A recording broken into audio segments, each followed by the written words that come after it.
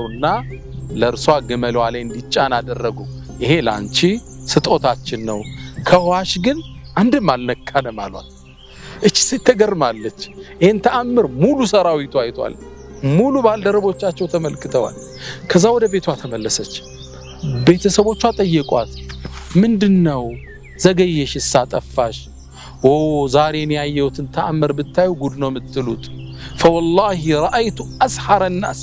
እንደም ይገርም ደጋሚ የሚመስል ሰው ነው ያየሁት فهو اسحر من هذا وهذا በሰማይም በምድርም እንደዚህ አይነት ሰው አይቻላቅም ተአምር የሚሰራለቻቸው አው وهو ነብይ አሊያም እሱ ነብይ መሆን አለበት ብላ መሰከረች ዘገባውን የዘገቡት ምን ይላሉ እቺ ሴት ይሄን ተአምር አይታ ስለሄደች ከግዚያት በኋላ መጣ እስልምናን ተቀብላለች ይላሉ ከዚህ ምን እንማራለን አንደኛ የመልእክተኛው አለይሂ ሰላቱ ወሰለም ተአምራቸው እናያለን እቺ ሴት በረሃ ላይ ያለች ሩቅ ቦታ ያለች የት ቦታ እንዳለች በምን ሁኔታ እንዳለች አላህ ገልጦላቸው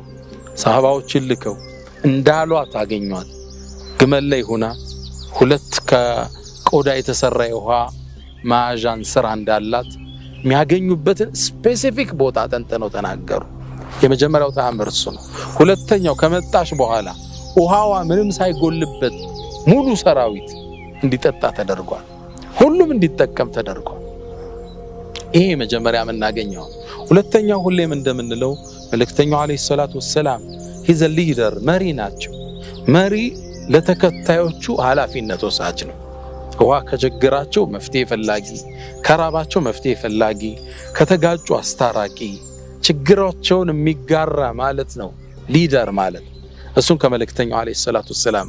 ህይወትና ከዚህ ታሪክ ውስጥ እንመለከታለን በርካቶችን ልናወጣ እንደምችል ይሰማኛል ሌሎችን በሌላ አስተምሮት እንመለከታለን ወሰለላሁ ዐለይሂ ወሰለም ወባረከ አለ ነብይና መሐመድ ሰላም አለይኩም